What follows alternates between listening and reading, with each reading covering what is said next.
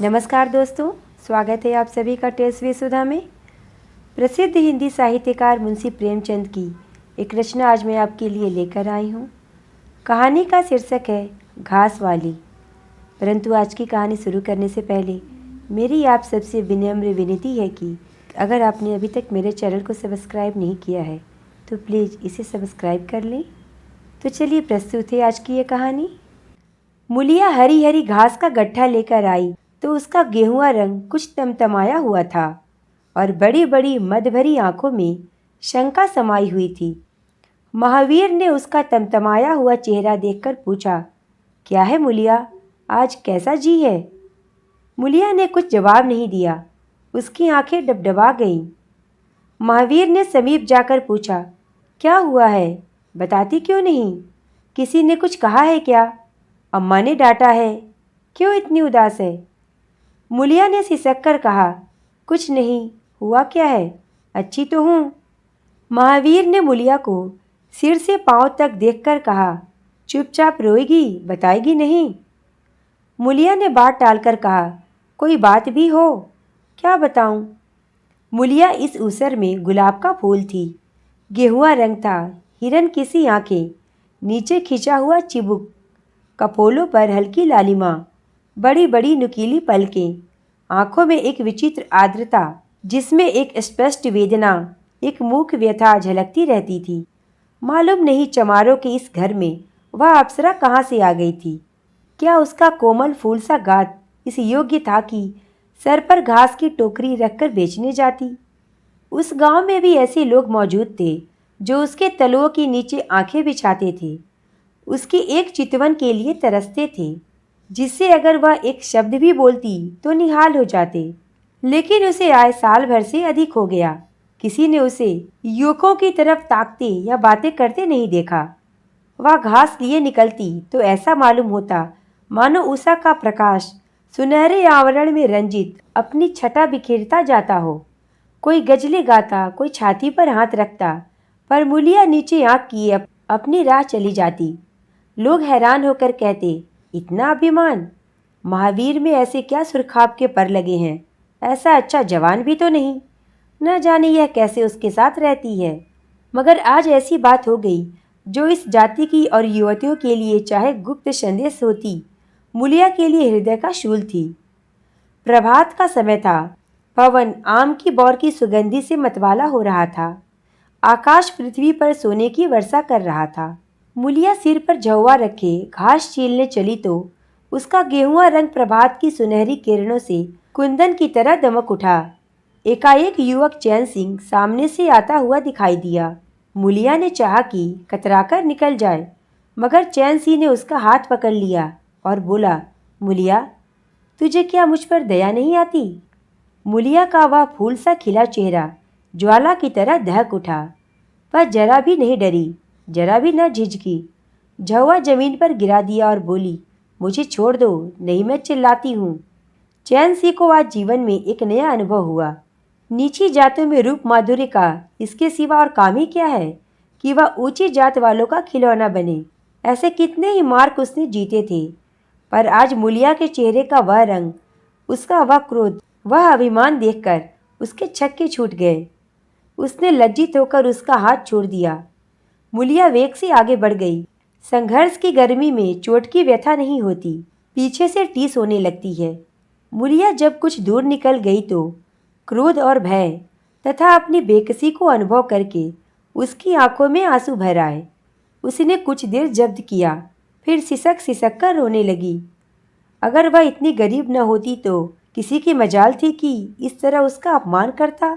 वह रोती जाती थी और घास छीलती जाती थी। महावीर का क्रोध वह जानती थी। अगर उसे कह दे तो वह इस ठाकुर के खून का प्यासा हो जाएगा, फिर न जाने क्या हो। इस ख्याल से उसके रोए खड़े हो गए। इसीलिए उसने महावीर के प्रश्नों का कोई उत्तर न दिया। दूसरे दिन मूलिया घास के लिए न गई। सास ने पूछा, तू क्यों नहीं जाती? और सब तो चली गईं। मूलिया ने सिर झुकाकर कहा, मैं अकेली न जाऊंगी। सास ने बिगड़कर कहा, अकेले क्या तुझे बाग उठा ले जाएगा? मूलिया ने और भी सिर झुका लिया और दबी हुई आवाज़ से बोली, सब मुझे छेड़ते हैं। सास ने डांटा, न तू औरों के साथ जाएगी न अकेली जाएगी, तो फिर जाएगी कैसे? साफ साफ क्यों नहीं कहती कि मैं ना जाऊंगी? तो यहाँ मेरे घर में रानी बन के निभाना होगा। किसी को चाम नहीं प्यारा होता, काम प्यारा होता है। तू बड़ी सुंदर है, तो तेरी सुंदरता लेकर चाटूं? उठा झाबा और घास ला। द्वार पर नीम के दरख्त के साये में महावीर खड़ा घोड़ों को मल रहा था। उसने मुलिया को रोनी सूरत बनाए जाते देखा, पर कुछ बोल न सका। उसका बस चलता तो मुलिया को कलेजे में बिठा लेता, आंखों में छिपा लेता, लेकिन घोड़े का पेट भरना तो जरूरी था। घास मोल लेकर खिलाए तो 12 आने रोज से कम न पड़े। ऐसी मजदूरी ही कौन होती है? मुश्किल से 1.5-2 रुपये मिलते हैं, वह भी कभी मिले कभी ना मिले। जब से यह सत्यानाशी लारियां चलने लगी हैं, एक्के वालों की बदिया बैठ गई है। कोई सेंत भी नहीं पूछता। महाजन से 150 रुपये उधार लेकर इक्का और घोड़ा खरीदा था, मगर लारियों के आगे इक्के को पूछता कौन है? महाजन का सूद भी तो न पहुंच सकता था, मूल का कहना ही क्या। ऊपरी मन से बोला, ना मन हो तो रहने दो, देखी जाएगी। इस दिलजोई से मुलिया निहाल हो गई। बोली, घोड़ा खाएगा क्या? आज उसने कल का रास्ता छोड़ दिया और खेतों की मेड़ से होती हुई चली। बार बार सतर्क आंखों से इधर उधर ताकती जाती थी। दोनों तरफ ऊख के खेत खड़े थे। जरा भी खड़खड़ाहट होती, उसका जी सन्न हो जाता। कहीं कोई ऊख में छिपा न बैठा हो, मगर कोई नई बात ना हुई। ऊख के खेत निकल गए, आमों के बाग निकल गए, सींचे हुए खेत नजर आने लगे। दूर के कुएं पर पूर चल रहा था। खेतों की मेड़ों पर हरी हरी घास जमा हुई थी। मुलिया का जी ललचाया। यहाँ आधे घंटे में जितनी घास छील सकती है, सूखे मैदान में दोपहर तक न छील सकेगी। यहाँ देखता ही कौन है? कोई चिल्लाएगा तो चली जाऊंगी। वह बैठकर घास छीलने लगी और 1 घंटे में उसका झाबा आधे से ज्यादा भर गया। वह अपने काम में इतनी तन्मय थी कि उसे चैन सी के आने की खबर ही न हुई। एकाएक उसने आहट पाकर सिर उठाया तो चैंसी को खड़ा पाया। मुलिया की छाती धक से हो गई। जी में आया भाग जाए, झाबा उलट दे और खाली झाबा लेकर चली जाए, पर चैंसी ने कई गज के फासले से ही रुककर कहा, डर मत डर मत। भगवान जानता है मैं तुझसे कुछ न बोलूँगा। जितनी चाहे घास छील ले, मेरा ही खेत है। मुलिया के हाथ सुन्न हो गए। खुरपी हाथ में जम सी गई। घास नजर ही न आती थी। जी चाहता था जमीन फट जाए और मैं समा जाऊं। जमीन आंखों के सामने तैरने लगी। चैन सिंह ने आश्वासन दिया, छिलती क्यों नहीं? मैं तुझसे कुछ कहता थोड़े ही हूँ। यहीं रोज चली आया कर, मैं छील दिया करूँगा। मुलिया चित्रलिखित सी बैठी रही। चैन सिंह ने एक कदम आगे बढ़ाया और बोला, तू मुझसे इतना डरती क्यों है? क्या तू समझती है मैं आज भी तुझे सताने आया हूँ? ईश्वर जानता है, कल भी तुझे सताने के लिए तेरा हाथ नहीं पकड़ा था। तुझे देखकर आप ही आप हाथ बढ़ गए।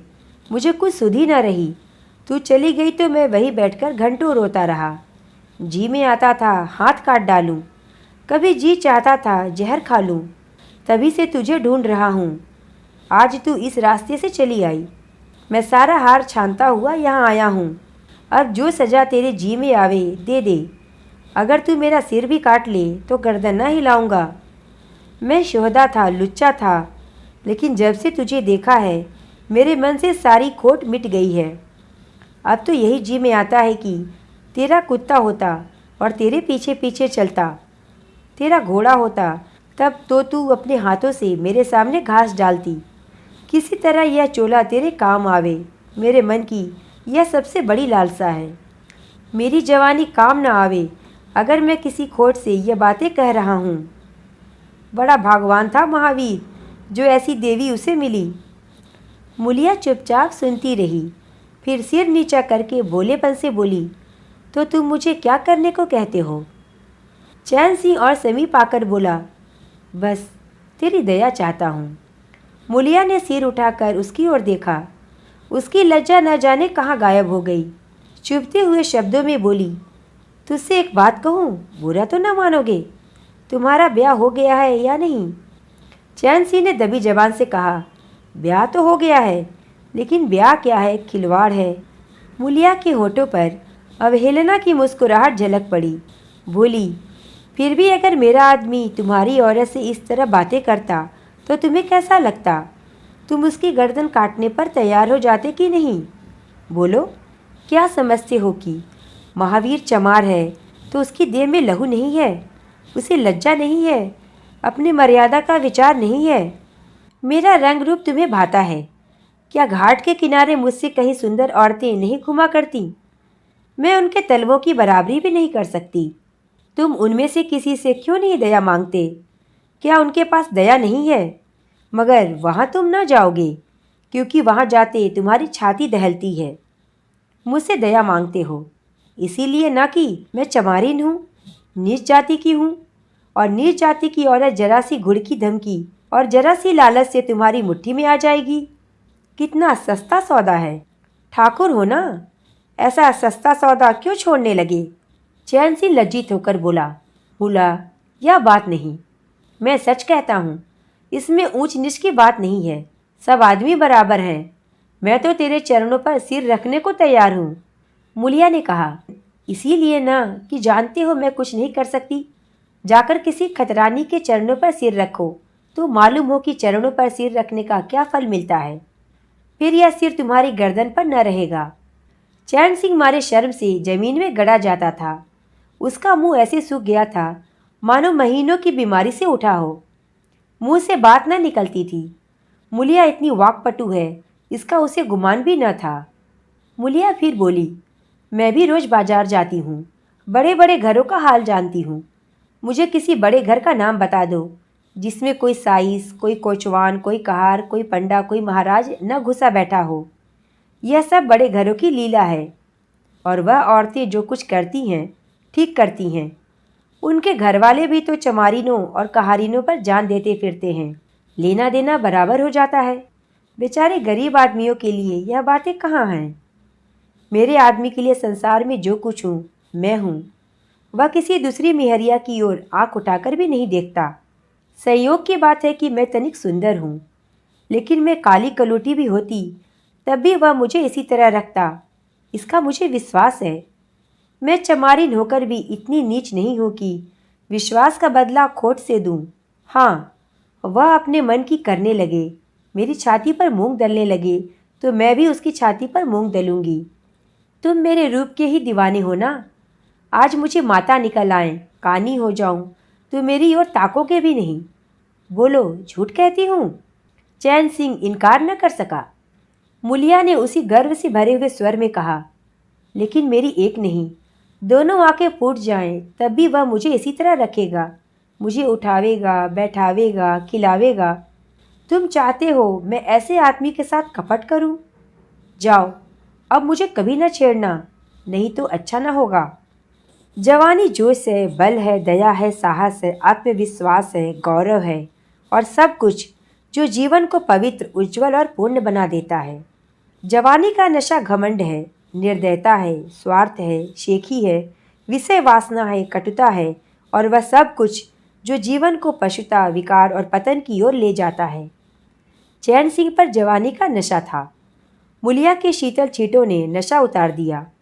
जैसे उबलती हुई चाशनी में पानी के छींटे पड़ जाने से फेन मिट जाता है, मैल निकल जाता है और निर्मल शुद्ध रस निकल आता है। जवानी का नशा जाता रहा, केवल जवानी रह गई। कामिनी के शब्द जितनी आसानी से दीन और ईमान को गारत कर सकते हैं, उतनी ही आसानी से उनका उद्धार भी कर सकते हैं। चैन सिंह उस दिन से दूसरा ही आदमी हो गया। गुस्सा उसके नाक पर रहता था।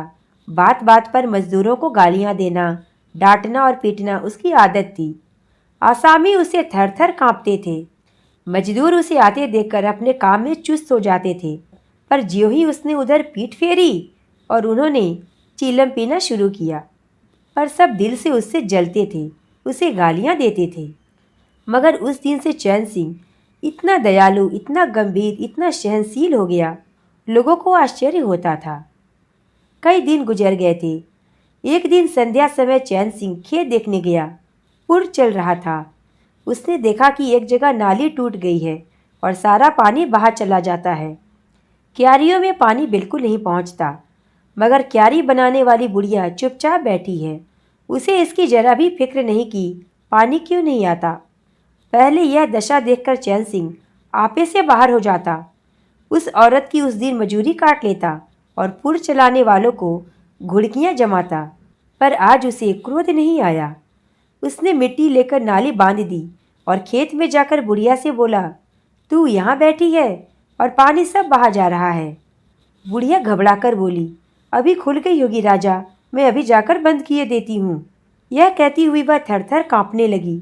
चैन सिंह ने उसकी दिलजोई करते हुए कहा, भाग मत, मैंने नाली बंद कर दी। बूढ़ऊ कई दिन से दिखाई नहीं दिए, कहीं काम पर जाते हैं कि नहीं? बुढ़िया गदगद होकर बोली, आजकल तो खाली ही बैठे हैं भैया, कहीं काम नहीं लगता।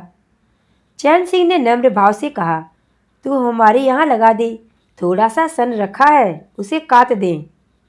यह कहता हुआ वह कुएं की ओर चला गया। यहाँ 4 पुर चल रहे थे, पर इस वक्त 2 हकवे बेर खाने गए थे। चैन सिंह को देखते ही मजूरों के होश उड़ गए। ठाकुर ने पूछा, 2 आदमी कहाँ गए तो क्या जवाब देंगे? सब के सब डांटे जाएंगे। बेचारे दिल में सहमे जा रहे थे। चैन सिंह ने पूछा, वह दोनों कहाँ चले गए? किसी के मुंह से आवाज़ न निकली। सहसा सामने से दोनों मजूर धोती के एक कोने में बेर भरे आते दिखाई दिए। खुश खुश बात करते चले आ रहे थे। चैन सिंह पर निगाह पड़ी तो दोनों के प्राण सूख गए, पाँव मन भर के हो गए। अब न आते बनता था न जाते। दोनों समझ गए कि आज डांट पड़ी, शायद मजूरी भी कट जाए। चाल धीमी पड़ गई। इतने में चैन सिंह ने पुकारा, बढ़ाओ, कैसे बेर हैं? लाओ जरा मुझे भी दो, मेरे ही पेड़ के हैं ना। दोनों और भी सहम उठे। आज ठाकुर जीता ना छोड़ेगा। कैसा मीठा मीठा बोल रहा है, उतनी ही भिंगो कर लगाएगा। बेचारे और भी सिकुड़ गए। चैन सिंह ने फिर कहा, जल्दी से आओ जी, पक्की सब मैं ले लूँगा। जरा एक आदमी लपक कर घर से थोड़ा नमक तो ले लो।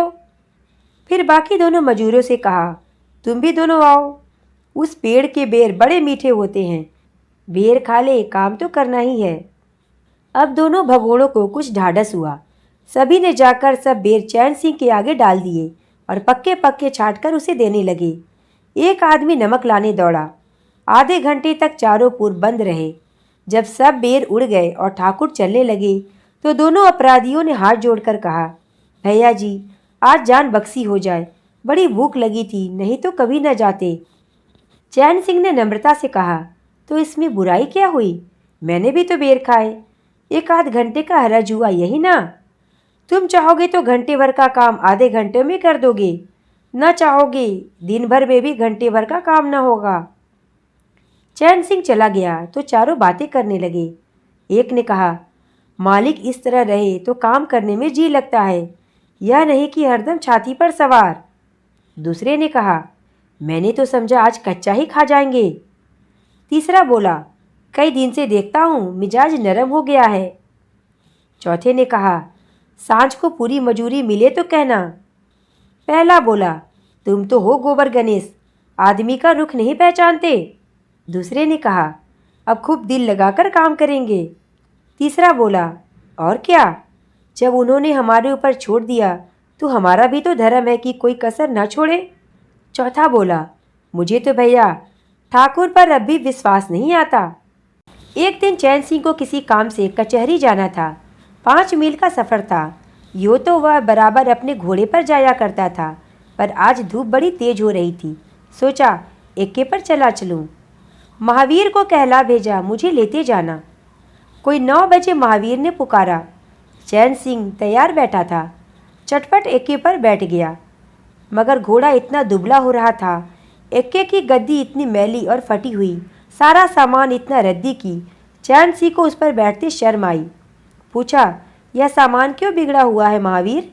तुम्हारा घोड़ा तो इतना दुबला कभी न था, कि आजकल सवारियाँ कम हैं? महावीर ने कहा, नहीं मालिक, सवारियाँ काहे नहीं हैं, मगर लारियों के सामने एक्के को कौन पूछता है?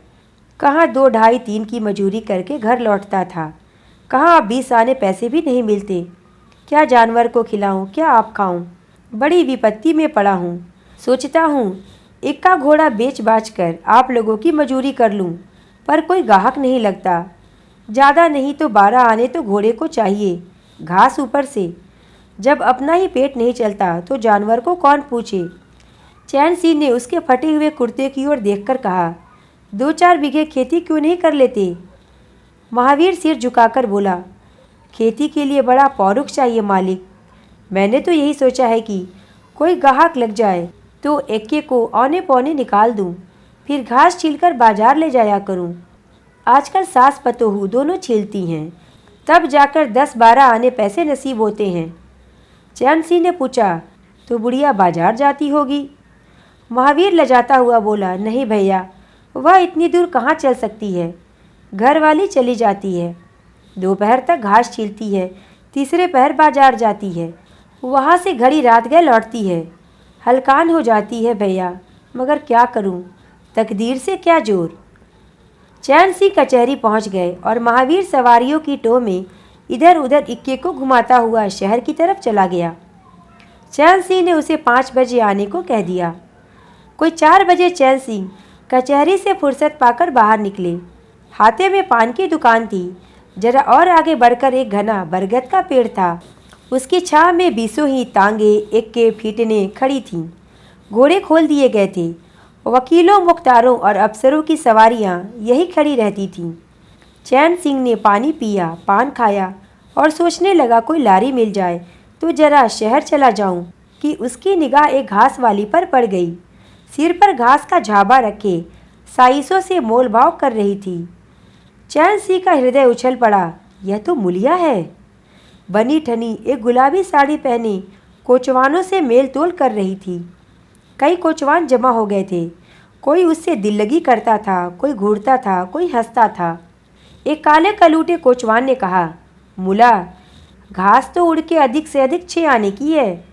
मुलिया ने उन्माद पैदा करने वाली आंखों से देखकर कहा, 6 आने पर लेना है तो सामने घसियारी ने बैठी हैं, चले जाओ, 2-4 पैसे कम में पा जाओगे। मेरी घास तो 12 आने में ही जाएगी। एक अधेड़ कोचवान ने फीटन के ऊपर से कहा, तेरा जमाना है, 12 आने नहीं 1 रुपया मांग। लेने वाले झक मारेंगे और लेंगे। निकलने दे वकीलों को, अब देर नहीं है। एक तांगे वाले ने, जो गुलाबी पगड़ी बांधे हुए था, बोला, बुढ़ऊ के मुंह में पानी भर आया, अब मुलिया काहे को किसी और को देखेगी। चैन सिंह को ऐसा क्रोध आ रहा था कि इन दुष्टों को जूतों से पीटे। सब के सब कैसे और उसकी ओर टकटकी लगाए ताक रहे हैं, आंखों से पी जाएंगे। और मुलिया भी यहाँ कितनी खुश है, न लजाती है, न झिझकती है, न दबती है। कैसा मुस्कुरा मुस्कुरा कर, रसीले आंखों से देख देख कर, सिर का आंचल खिसका खिसका कर, मुंह मोड़ मोड़ कर बातें कर रही है। वही मुलिया जो शेरनी की तरह तड़प उठी थी। इतने में 4 बजे अमले और वकील मुख्तारों का एक मेला सा निकल पड़ा। अमले लारियों पर दौड़े, वकील मुख्तार इन सवारियों की ओर चले। कोचवानों ने भी चटपट घोड़े जोते। कई महाशयों ने मुलिया को रसिक नेत्रों से देखा और अपनी अपनी गाड़ियों में जा बैठे। एकाएक मुलिया घास का झाबा लिए उस फीटन के पीछे दौड़ी। फीटन में एक अंग्रेजी फैशन के जवान वकील साहब बैठे थे। उन्होंने पावदान पर घास रखवा ली, जेब से कुछ निकालकर मुलिया को दिया। मुलिया मुस्कुराई। दोनों में कुछ बातें भी हुईं जो चैन सिंह न सुन सके। एक क्षण में मुलिया प्रसन्न मुख घर की ओर चली। चैन सिंह पान वाले की दुकान पर विस्मृति की दशा में खड़ा रहा। पान वाले ने दुकान बढ़ाई, कपड़े पहने और केबिन का द्वार बंद करके नीचे उतरा तो चैन सिंह की समाधि टूटी। पूछा, क्या दुकान बंद कर दी?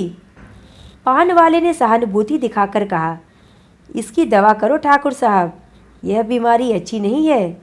चैन सिंह ने चकित होकर पूछा, कैसी बीमारी? पान वाला बोला, कैसी बीमारी? आधे घंटे से यहाँ खड़े हो जैसे कोई मुर्दा खड़ा हो। सारी कचहरी खाली हो गई, सब दुकानें बंद हो गईं। मेहतर तक झाड़ू लगाकर चल दिए। तुम्हें कुछ खबर हुई? यह बुरी बीमारी है, जल्दी दवा कर डालो। चैन सिंह ने छड़ी संभाली और फाटक की ओर चला कि महावीर का एक्का सामने से आता दिखाई दिया। कुछ दूर एक्का निकल गया तो चैन सिंह ने पूछा, आज कितने पैसे कमाए महावीर? महावीर ने हंसकर कहा, आज तो मालिक दिन भर खड़ा ही रह गया, किसी ने बेगार में भी न पकड़ा। ऊपर से 4 पैसे की बीड़ियाँ पी गया। चैन सिंह ने जरा देर के बाद कहा, मेरी एक सलाह है, तुम मुझसे 1 रुपया रोज़ लिया करो। बस जब मैं बुलाऊं तो एक्का लेकर चले आया करो। तब तो तुम्हारी घरवाली को घास लेकर बाजार न जाना पड़ेगा। बोलो मंजूर है? महावीर ने सजल आंखों से देखकर कहा, मालिक आपका ही तो खाता हूँ, आपकी प्रजा हूँ, जब मर्जी हो पकड़ मंगवाइए, आपसे रुपए। चैन सिंह ने बात काट कर कहा, नहीं, मैं तुमसे बेगार नहीं लेना चाहता, तुम मुझसे 1 रुपया रोज़ ले जाया करो। घास देकर घरवाली को बाजार मत भेजा करो, तुम्हारी आबरू मेरी आबरू है। और भी रुपए पैसे का जब काम लगे बेखटके चले आया करो। हाँ देखो, मूलिया से इस बात की भूल कर भी चर्चा न करना, क्या फ़ायदा। कई दिनों के बाद संध्या समय मूलिया चैन सिंह से मिली। चैन सिंह आसामियों से मालगुजारी वसूल करके घर की ओर लपका जा रहा था कि उसी जगह जहाँ उसने मूलिया की बाँह पकड़ी थी, मूलिया की आवाज़ कानों में आई। उसने ठिठक कर पीछे देखा तो मूलिया दौड़ी आ रही थी। बोला, क्या है मूला, क्यों दौड़ती हो? मैं तो खड़ा हूँ। मूलिया ने हाँफते हुए कहा, कई दिन से तुमसे मिलना चाहती थी, आज तुम्हें आते देखा तो दौड़ी। अब मैं घास बेचने नहीं जाती। चैन सिंह ने कहा, बहुत अच्छी बात है। क्या तुमने कभी मुझे घास बेचते देखा है? मूलिया ने पूछा। हाँ, एक दिन देखा था। क्या महावीर ने तुझसे सब कह डाला? मैंने तो मना कर दिया था। वह मुझसे कोई बात नहीं छिपाता। दोनों एक क्षण चुप खड़े रहे, किसी को कोई बात न सूझती थी। एकाएक मूलिया ने मुस्कुराकर कहा, यह तुमने मेरी बाँह पकड़ी थी। चैन सिंह ने लज्जित होकर कहा, उसको भूल जाओ मूला, मुझ पर जाने कौन भूत सवार था। मूलिया गदगद कंठ से बोली, उसे क्यों भूल जाऊं? उसी बाह गए की लाज तो निभा रहे हो। गरीबी आदमी से जो करावे, तुमने मुझे बचा लिया। फिर दोनों चुप हो गए। जरा देर के बाद मूलिया ने फिर कहा, तुमने समझा होगा, मैं हंसने बोलने में मगन हो रही थी। चैन सिंह ने बलपूर्वक कहा, नहीं मूलिया, मैंने एक क्षण के लिए भी नहीं समझा। मूलिया मुस्कुराकर बोली, मुझे तुमसे यही आशा थी और है। पवन सींचे हुए खेतों में विश्राम करने जा रहा था। सूर्य निशा की गोद में विश्राम करने जा रहा था और मलिन प्रकाश में चैन सिंह मूलिया की विलीन होती रेखा को खड़ा देख रहा था। तो यह थी कहानी घास वाली। आपको यह कहानी कैसी लगी मुझे कमेंट करके बताएं, और अगर पसंद आई हो तो प्लीज़ इसे लाइक और शेयर करें और मेरे चैनल को सब्सक्राइब करें। धन्यवाद।